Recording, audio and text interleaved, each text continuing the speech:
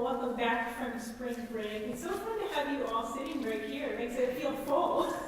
Should rope off that side and bring the right side into that's your left. Anyway, it's nice to have you all together, and welcome back to our first chapel service after spring break. You're here on time. You practiced the time change yesterday at church.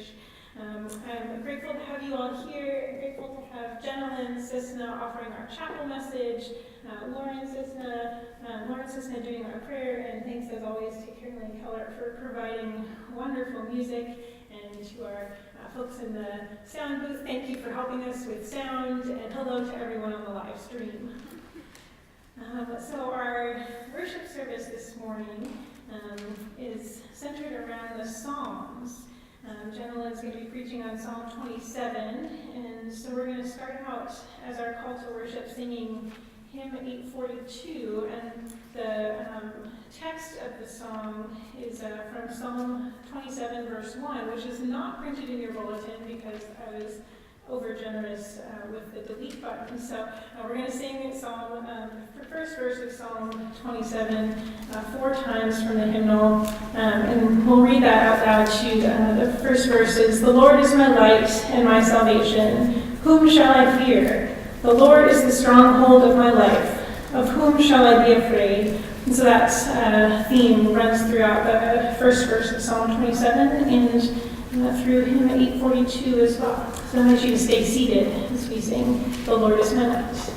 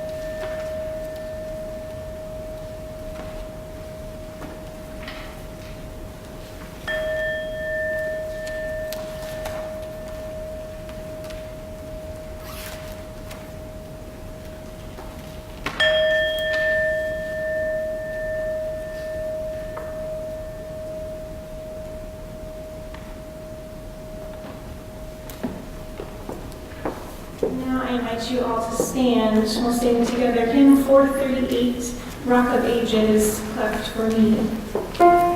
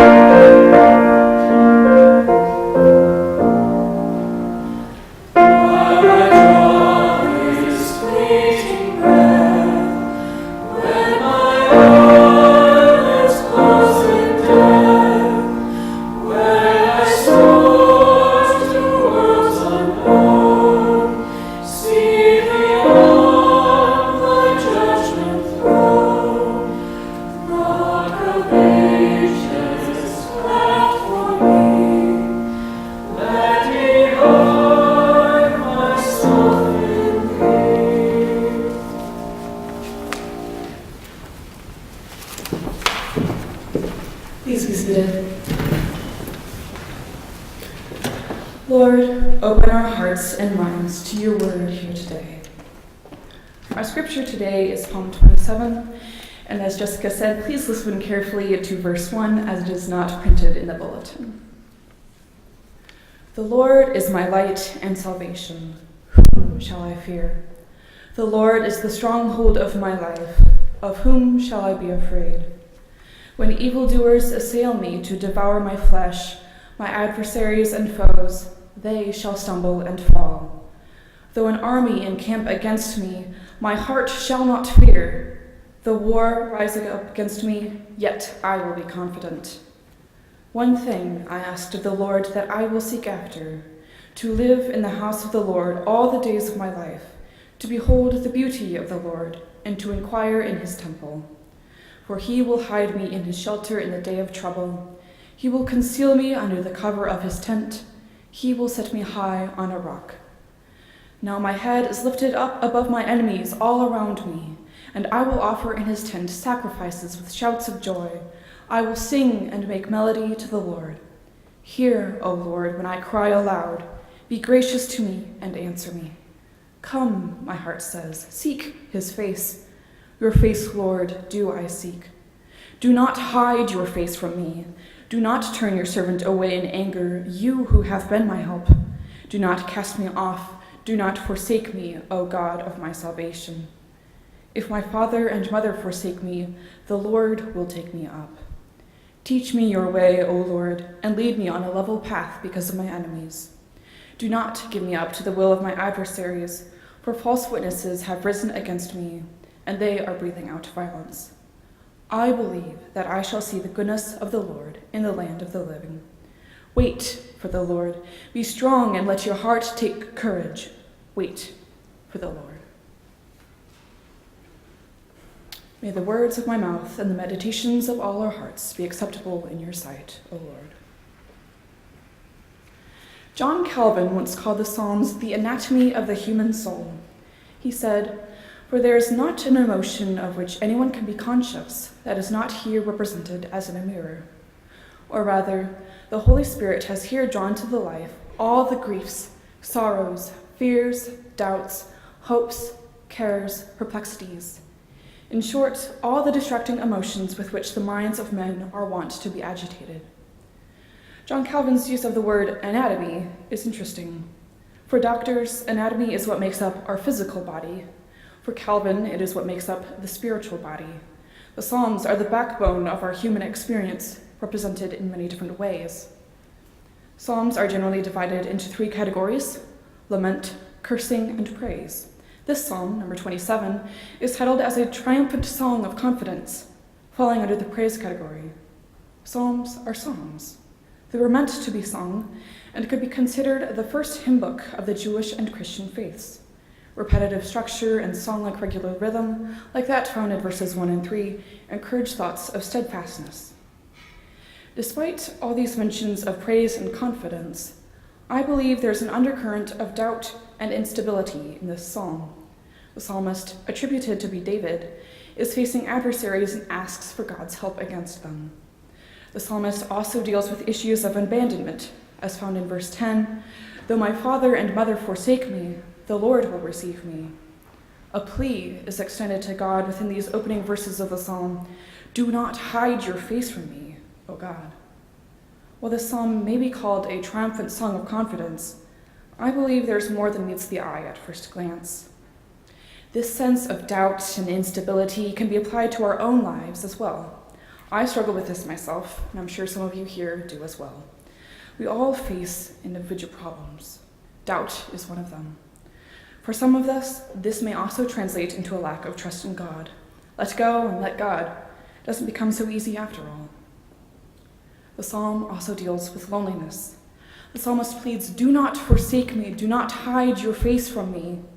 It could be the desperate plea of someone who has lost hope and faith, of one who is so alone, so far removed from others that they fear even God has left them. How many of us also feel this loneliness? we are so disconnected from the people we surround ourselves with on a daily basis that we fail to have deep interpersonal connections. We put up a false facade and pretend everything's okay. What does our soul profile look like as opposed to our Facebook profile, the image of ourselves we wish others would see? Are we being totally honest with our family and friends about issues we are facing?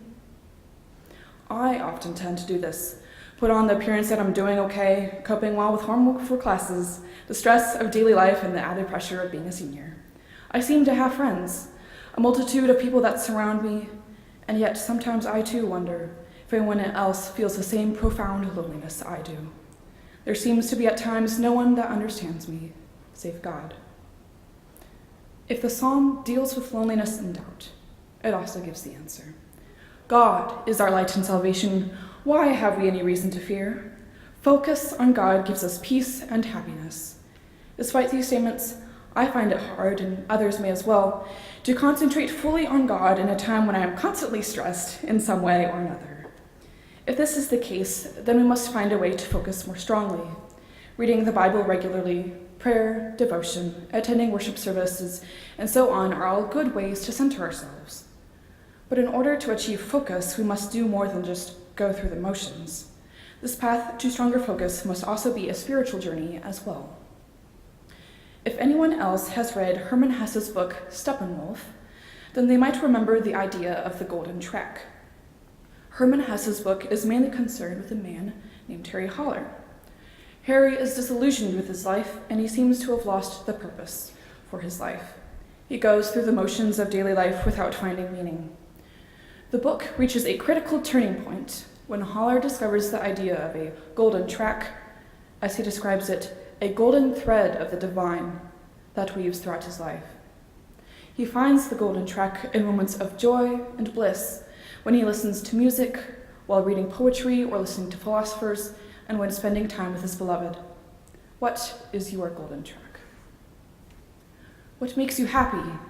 Is it a beautiful sunset, the smell of earth after rain, talking with friends, reading a beloved book, having a cup of tea snuggled in with a cozy blanket? What inspires you? What brings you closer to God in your own way? Is it reading the Bible, attending study groups, listening to sermons, or talking with others about your faith?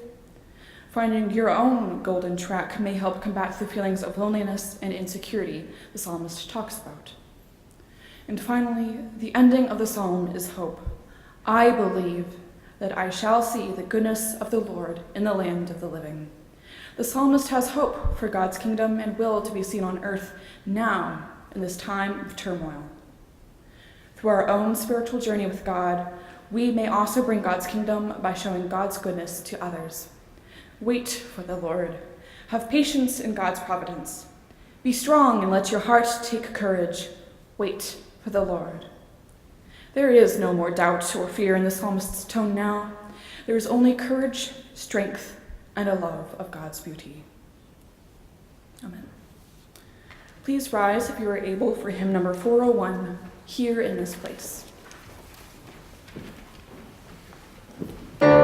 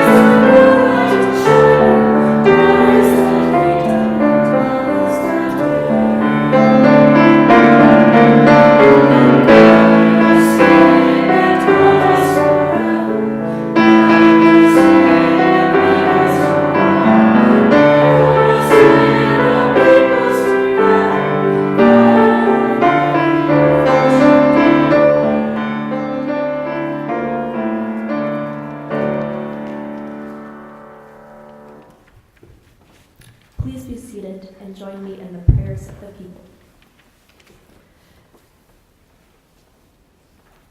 God of the depths of the earth and the heights of the mountains, we give you thanks for the gift of life and faith.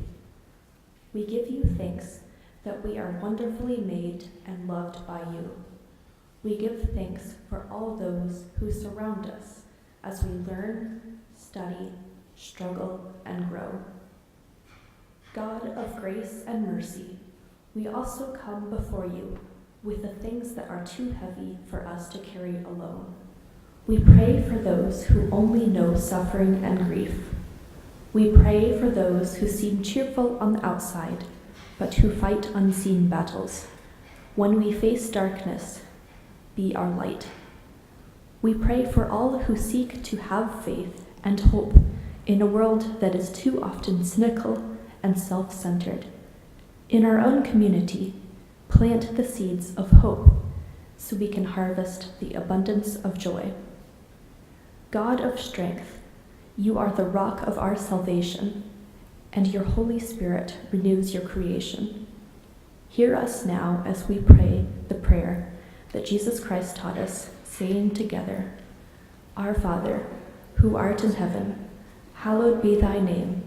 Thy kingdom come, thy will be done on earth as it is in heaven. Give us this day our daily bread, and forgive us our debts as we forgive our debtors. And lead us not into temptation, but deliver us from evil.